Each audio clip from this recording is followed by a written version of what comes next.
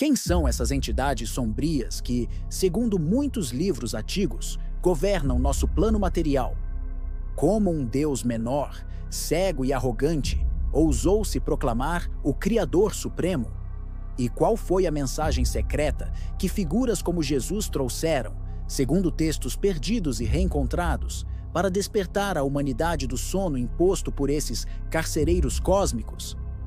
Preparem-se para questionar a própria natureza da realidade, enquanto exploramos os ensinamentos do Apócrifo de João e outros evangelhos esquecidos. Esta é a história não contada dos governantes ocultos, dos arquitetos da ilusão e da centelha divina que anseia por liberdade. Bem-vindos ao mundo dos arcontes. E uma corrente de pensamento antiga e radical que desafia as concepções tradicionais de divindade e criação. Conhecido como gnosticismo, este sistema filosófico-religioso, que floresceu nos primeiros séculos da era cristã, pintou um quadro do cosmos onde o mundo material não é a obra sublime de um Deus benevolente, mas uma prisão elaborada, governada por entidades inferiores e, por vezes, malévolas. Os arcontes, liderados por seu chefe, o demiurgo Yaldabaoth. Quem são esses arcontes? Qual o seu papel na cosmogonia gnóstica? E o que figuras como Jesus teriam a dizer sobre esses governantes cósmicos, especialmente dentro dos textos que a história relegou às margens, os chamados apócrifos? Preparem-se para uma imersão nas profundezas da cosmologia gnóstica, um universo onde a luz divina está aprisionada e a verdadeira salvação reside no despertar através do conhecimento proibido. A queda da sabedoria e o nascimento do demiurgo Yaldabaoth. Para entender os arcontes, precisamos primeiro recuar ao coração da teologia gnóstica, o pleroma. O pleroma é a plenitude do ser divino, o reino da luz pura, habitado pelo Deus Supremo, incognoscível e transcendente, referido como o Pai, a Mônada, Bitos, e suas emanações divinas, os Aions. Esses Aions existem em pares sinérgicos, cisígias, e representam aspectos do divino. A tragédia cósmica começa com um dos Aions mais jovens, frequentemente chamado Sofia, sabedoria, em um ato de paixão ou desejo de conhecer o Pai mais profundamente, ou talvez por um impulso de criar por si mesma sem seu consorte divino, Sofia gera uma emanação imperfeita, fora da harmonia do pleroma. Esta criação abortiva, nascida da queda e da ignorância de Sofia, é Yaldabaoth. O Apócrifo de João, um dos textos mais importantes da biblioteca de Nag Hammadi, descoberta em 1945 no Egito, revolucionando o estudo do gnosticismo, descreve Yaldabaoth de forma vívida.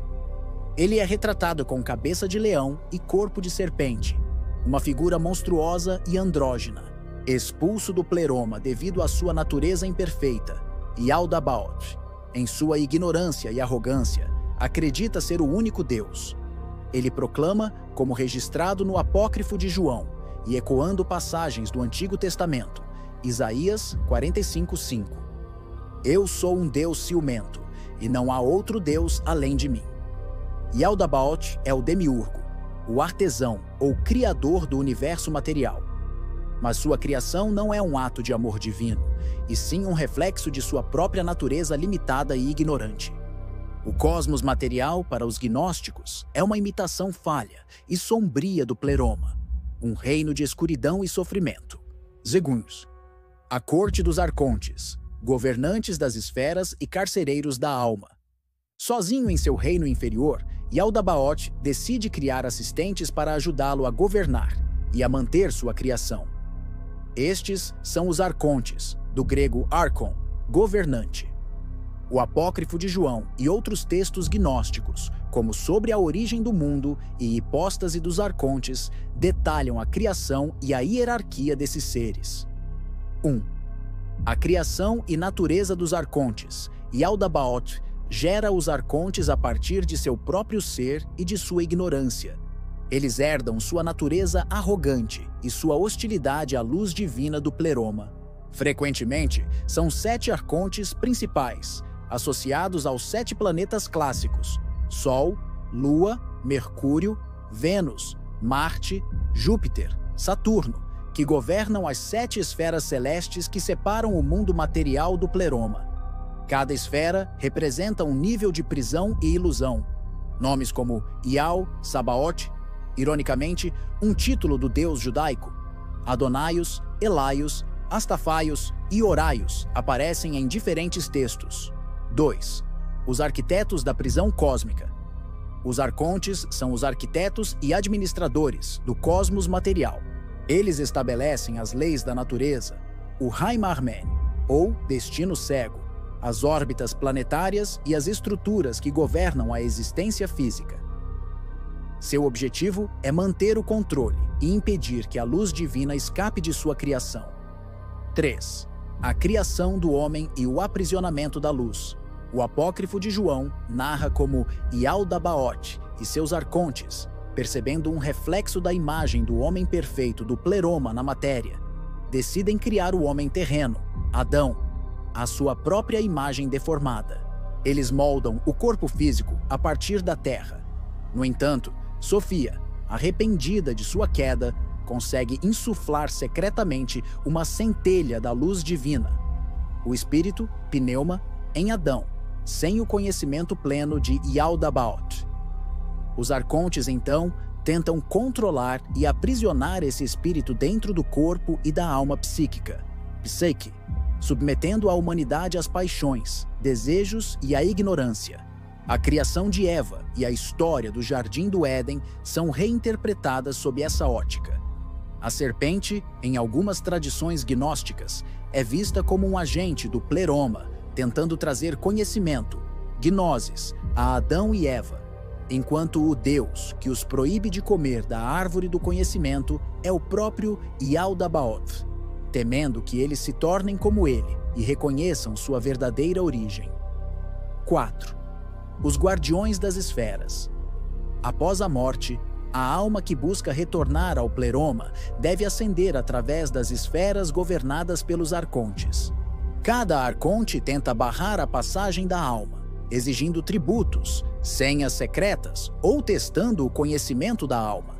Apenas a alma purificada e de posse da gnosis, conhecimento salvífico, pode superar esses guardiões cósmicos. 3. Jesus, a gnosis e a confrontação com os arcontes. A figura de Jesus Cristo ocupa um lugar central, embora complexo e variado, no gnosticismo. Para muitos gnósticos, Jesus não era o filho do demiurgo Ialdabaoth, mas sim um emissário divino enviado do pleroma pelo Deus Supremo para trazer a gnosis à humanidade aprisionada.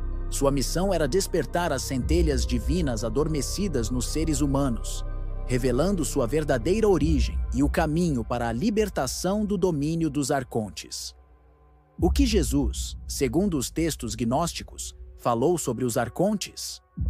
1. Revelação da verdadeira natureza do mundo. Nos diálogos secretos entre Jesus e seus discípulos, como os encontrados no Apócrifo de João, Evangelho de Tomé, Pistis Sofia e Evangelho de Maria Madalena, Jesus frequentemente expõe a natureza ilusória do mundo material e a tirania dos arcontes. Ele revela que o Deus deste mundo, Ialdabaoth, não é o Deus verdadeiro, mas um ser inferior e ignorante. O Nope Apócrifo de João, o Salvador, Jesus, revela a João a história secreta da criação, a queda de Sofia, a origem de Ialdabaoth e dos arcontes e o plano de salvação. Ele ensina que os arcontes tentam manter a humanidade em cativeiro através do espírito de contrafação e das amarras do destino. No Evangelho de Tomé, embora não mencione os arcontes explicitamente pelo nome com a mesma frequência, Jesus ensina a necessidade de conhecer a si mesmo para se libertar das influências externas e dos governantes, uma possível alusão aos arcontes, que tentam desviar a alma. A ênfase está no despertar interior e no reconhecimento da centelha divina. 2. O caminho da libertação. Jesus ensina que a libertação dos arcontes não vem através da obediência às leis do demiurgo ou de rituais externos, mas através da gnosis, um conhecimento intuitivo e transformador da própria natureza divina e da verdadeira natureza da realidade. Este conhecimento permite à alma despir-se das influências arcônticas e transcender as esferas cósmicas. O Pistis Sophia, Fé-Sabedoria, é um longo texto que descreve os ensinamentos de Jesus ressuscitado a seus discípulos, detalhando a jornada da alma através dos reinos dos arcontes, os arrependimentos de Sofia e os mistérios necessários para a ascensão. Jesus ensina hinos, selos e palavras de poder para superar os arcontes. 3. Desmascarando o demiurgo. Jesus, como portador da luz do pleroma, desafia a autoridade de Yaldabaoth e seus arcontes. Sua vinda ao mundo é uma intervenção direta do Deus verdadeiro para minar o poder dos governantes cósmicos e oferecer um caminho de fuga. Em alguns textos, a crucificação é vista como uma armadilha para o demiurgo e os arcontes, que, ao tentarem destruir o Salvador, inadvertidamente participam de um plano maior de redenção, ou como um evento onde apenas o corpo físico sofreu, enquanto o Espírito Divino de Cristo permaneceu intocado. 4. A natureza dos poderes e autoridades. Mesmo em alguns textos canônicos, como nas epístolas paulinas, por exemplo, Efésios 6:12. Porque a nossa luta não é contra o sangue e a carne, e sim contra os principados e potestades, contra os dominadores deste mundo tenebroso, contra as forças espirituais do mal, nas regiões celestes. Há uma linguagem que ressoa com a ideia de forças espirituais hostis que governam o cosmos, embora a interpretação teológica seja diferente da gnóstica. Os gnósticos viam essas potestades como os próprios arcontes. 4. Outros textos e ecos dos arcontes. Além do apócrifo de João e Pistis Sophia, outros textos gnósticos e relacionados oferecem vislumbres da doutrina dos arcontes. Hipóstase dos arcontes. A realidade dos governantes. Este texto de Nag Hammadi foca especificamente na natureza e origem dos arcontes, reinterpretando os primeiros capítulos do Gênesis para mostrar Yaldabaoth, chamado Samael, o Deus cego, e Saklas, o tolo, e seus servos em uma luz negativa. Sobre a origem do mundo, outro texto de Nag Hammadi, que apresenta uma cosmogonia detalhada, incluindo a criação dos arcontes, sua rebelião e o papel de Sofia e do Salvador. Evangelho dos Egípcios, Copta, menciona os arcontes e a necessidade de escapar de seu domínio através de rituais e conhecimento. Escritos dos Pais da Igreja. Embora hostis ao gnosticismo, os escritos de Ireneu, Hipólito e Epifânio, que buscaram refutar as doutrinas gnósticas, paradoxalmente preservaram muitos detalhes sobre as crenças em arcontes, Yaldabaoth e outros aspectos da cosmologia gnóstica, citando extensivamente textos que de outra forma teriam se perdido. V. O legado sombrio e a busca pela luz. A doutrina dos arcontes e do demiurgo Yaldabaoth representa uma das tentativas mais radicais da antiguidade de lidar com o problema do mal e do sofrimento no mundo. Para os gnósticos, se o mundo é falho e cheio de dor, ele não pode ser obra de um Deus perfeito e bom. Os arcontes ofereciam uma explicação. Somos prisioneiros em um sistema falho, governados por seres ignorantes e invejosos. Esta visão de mundo teve consequências profundas. Dualismo radical. Um forte dualismo entre o Deus transcendente e bom, do pleroma, e o demiurgo inferior e seus arcontes, e entre o espírito divino aprisionado e o corpo, mundo material maligno. Anticosmismo. Uma rejeição do mundo material como inerentemente mal, ou no mínimo, uma ilusão a ser transcendida. ênfase na gnosis. A salvação não é pela fé cega ou por obras, mas pelo conhecimento revelado que desperta a alma para sua verdadeira identidade. Ascetismo ou libertinismo. A rejeição do mundo material levou algumas seitas gnósticas a um ascetismo rigoroso, para negar o corpo e suas paixões, enquanto outras, paradoxalmente, a um libertinismo, argumentando que as ações do corpo não afetavam o espírito puro. Teria o mundo conspirado para ocultar os arcontes da humanidade? E se a realidade que nos cerca não for exatamente o que parece? E se as narrativas que moldaram nossa compreensão do divino, da criação e do nosso próprio lugar no cosmos fossem, na verdade, uma versão cuidadosamente editada, uma história da qual capítulos cruciais foram deliberadamente arrancados? Poderia o conhecimento sobre os arcontes, esses supostos governantes cósmicos, arquitetos de um universo material imperfeito, segundo os antigos gnósticos, ter sido sistematicamente suprimido, escondido da vasta maioria da humanidade? Por que essa doutrina, tão proeminente em certos círculos nos primeiros séculos, quase desapareceu da consciência popular, relegada a notas de rodapé em textos acadêmicos ou sussurrada em círculos esotéricos? Teria sido apenas o curso natural da história, onde ideias menos aptas simplesmente se extinguem? Ou haveria algo mais em jogo? Poderiam as instituições de poder, tanto religiosas quanto seculares, ao longo dos séculos, terem visto uma ameaça inerente na ideia de que o mundo material é uma prisão e que os deuses adorados por muitos eram, na verdade, entidades inferiores, talvez até malévolas? Seria a noção de um demiurgo ignorante, como Yaldabaoth e seus arcontes carcereiros, uma afronta tão grande às estruturas de autoridade estabelecidas que sua erradicação se tornou uma necessidade? Que interesses teriam sido servidos ao se classificar textos como o Apócrifo de João ou a hipóstase dos arcontes como heréticos, e ao se promover uma cosmologia que apresentava o Criador do mundo físico como o Deus supremo e benevolente? Seria a simplicidade dessa narrativa mais palatável, mais fácil de controlar do que a complexa e perturbadora visão gnóstica de um cosmos em conflito, onde a humanidade é uma centelha divina aprisionada? Teriam os ensinamentos atribuídos a Jesus sobre a necessidade de gnoses para escapar desses poderes cósmicos sido intencionalmente ofuscados, reinterpretados ou mesmo removidos de cânones mais amplamente aceitos?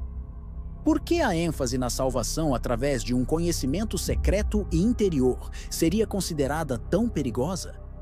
Seria porque ela colocava o poder da libertação diretamente nas mãos do indivíduo, minando a autoridade de intermediários e instituições? E o que dizer da própria natureza do conhecimento?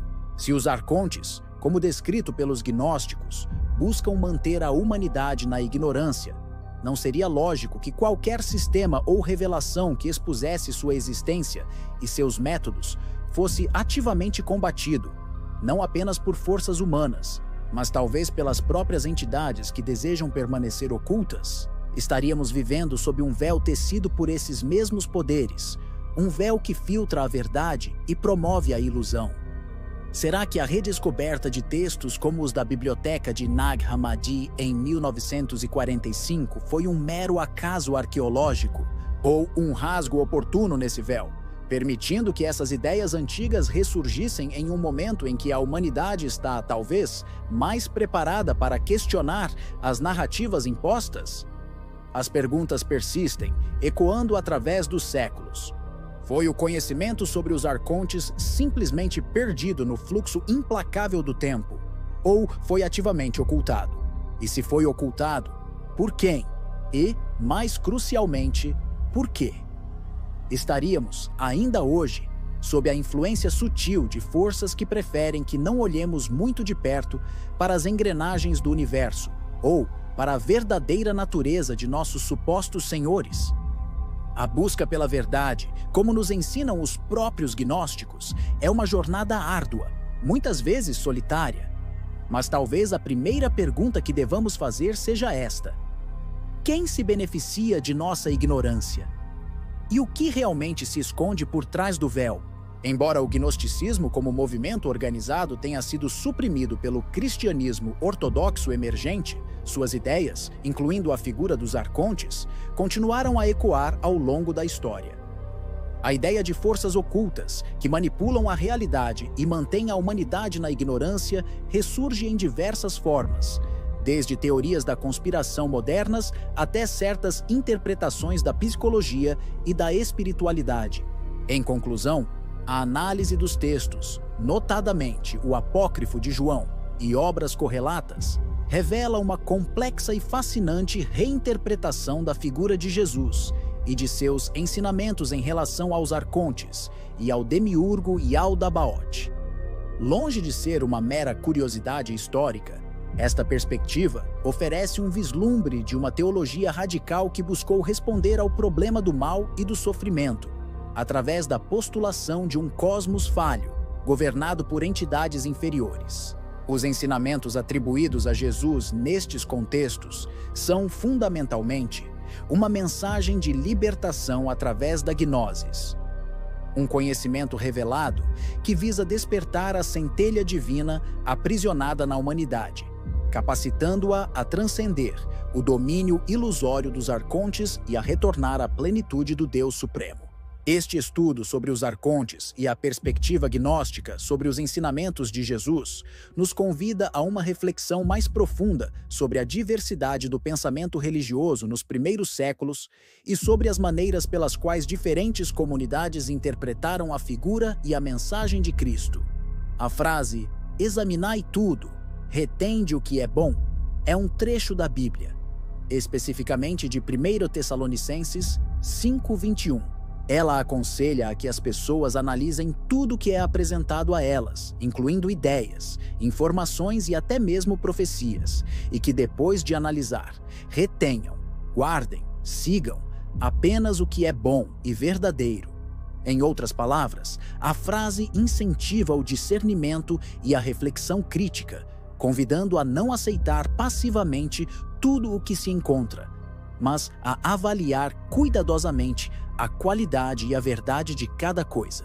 Se esta análise aprofundada sobre os arcontes, o demiurgo Yaldabaoth e os ensinamentos atribuídos a Jesus em textos antigos contribuiu para o seu entendimento, convidamo-lo a expressar seu reconhecimento curtindo este vídeo. Para continuar acompanhando nossas investigações sobre temas complexos da história, filosofia e religião, inscreva-se no canal e ative as notificações. Seu apoio é fundamental para a continuidade de nosso trabalho de pesquisa e divulgação. Agradecemos sua atenção e esperamos que esta exploração tenha sido intelectualmente estimulante. Prossiga em sua busca por conhecimento